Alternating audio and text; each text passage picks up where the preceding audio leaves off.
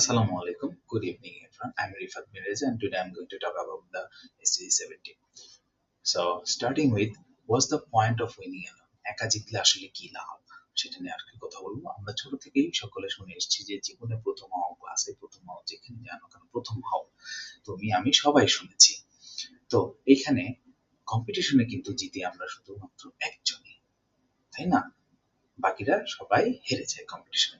তাহলে বাকিদের কি কোনো মূল্য নেই? অ্যাবসোলুটলি না, বাকিদেরও মূল্য আছে। এটা আমি বিশ্বাস করি না যে বাকিদের মূল্য নেই, এবং শুধু আমি একা নই, আমার সাথে ইউনাইটেড নেশনসও বিশ্বাস করে না। তাই তারা লিখেছে যে SDG 17, which is Sustainable Development Goals 17, Partnership for the Goals.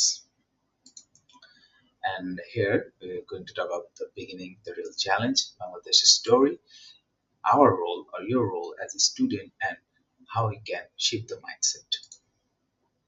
So the beginning. আমরা এখন 2026 সালে আছি। জলবায়ু পরিবর্তন থামেনি, বরং বেড়েই চলেছে। বাংলাদেশে বন্যা আসছে, কিন্তু কার্বন এমিশন করছে অন্য আরেক দেশে, ধর আমাদের পার্শ্ববর্তী যে কোনো এক দেশে। এআই এসে গেছে, কিন্তু এখনো অনেক প্রত্যন্ত গ্রামাঞ্চল আছে যেখানে পৌঁছে যায়নি। শিক্ষার সুযোগ ব্যাপক হারে বেড়েছে, কিন্তু সবাই কি তা পাচ্ছে? না, সবাই এখনো তা সমানভাবে পাচ্ছে না। ইউএন বলছে যে এসডিজি পূরণ করতে প্রতি বছর আমাদের প্রয়োজন $4 trillion, which is a massive amount. এই টাকা কোনো এককভাবে কোনো একটা দেশের কাছে বরাদ্দ নেই। তাই এই সমস্যাগুলোর সমাধান একটাই, যারা আলাদাভাবে পারছে না তারা অবশ্যই কি একসাথে পারবে। এখন বাংলাদেশের নিজের একটা আর পার্শ্ববর্তী আমাদের যে ছোট ছোট আলোচনাগুলো আছে সেগুলো নিয়ে একটু আলোচনা করব। তো আমাদের দেশে কিন্তু এর প্রমাণ আছে, আমরা সবাই জানি শপআপের নাম।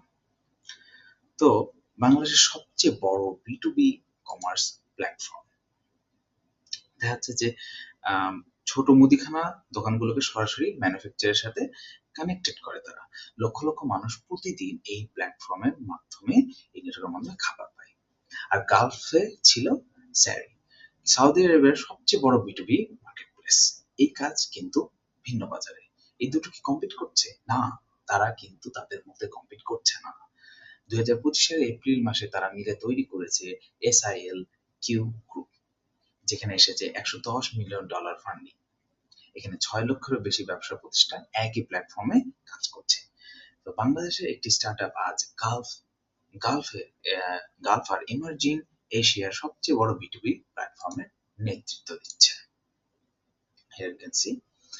So moving on, কম্পিটিশনে একটা প্ল্যাটফর্ম জিতত তারা যদি কম্পিট করতো, কিন্তু যেহেতু পার্টনারশিপ এসছে, দুটা কন্টিনেন্ট কিন্তু জিতেছে তাদের মধ্যে। পার্টনারশিপ ফর দ্য গোলস আমাদেরকে এই মেসেজটাই দেয় এক্স্যাক্টলি।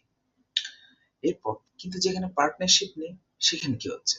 উন্নত দেশগুলো প্রতিশ্রুতি দিচ্ছিল যে প্রতি বছর $100 মিলিয়ন দিবে দরিদ্র দেশগুলোর ক্লাইমেট অ্যাডাপ্টেশনে। 2026 সালেও সেই প্রতিশ্রুতি এসে পূরণ হয়নি। ফলাফল বাংলাদেশের মতো দেশ যারা সবচেয়ে কম কার্বন ইমিশন করে, কিন্তু তারাই সবচেয়ে বেশি ক্ষতিগ্রস্ত। কিন্তু যেখানে পার্টনারশিপ কাজ করছে, যেমন বাংলাদেশ, ইন্ডিয়া আর নেপাল একসাথে ইলেকট্রিসিটি গ্রিড শেয়ার করেছে। নেপালের পাহাড়ের হাইড্রো পাওয়ার ইন্ডিয়ার গ্রিড দিয়ে পৌঁছাচ্ছে বাংলাদেশে। শুধু 2025 সালে এই একটা পার্টনারশিপ থেকে নেপাল আয় করেছে $94 লক্ষ। বাংলাদেশ পেয়েছে সস্তা পরিষ্কার বিদ্যুৎ, আর ইন্ডিয়া পেয়েছে রিজিয়নাল স্ট্যাবিলিটি। এই তিনটা দেশ তিনজনই তারা পারস্পরিক কাজ করার মাধ্যমে জিতেছে। সো এইসব ডাটা কখনোই আমাদেরকে মিথ্যা কথা বলে না, পার্টনারশিপে ফলাফল আসে। এখন তোমার আমার যে ভূমিকাটা সেগুলো কি? তো এখানে তিনটি পয়েন্টস মনে রাখতে হবে। একটা হলো কোলাবরেট, একটা হলো বিল্ড অ্যাক্রস ডিফারেন্স, একটা হলো শেয়ার। তো পরীক্ষার আগে শুধু নিজের নোটস না গুছিয়ে সেটা ক্লাসমেটদের সাথে শেয়ার করা, নিজে ফিজিক্স ভালো জানলে সেটা আরেকজন বায়োলজি যদি ভালো জানে, দুজন মিলে কোলাব করে নিজেদের নলেজ শেয়ার করা।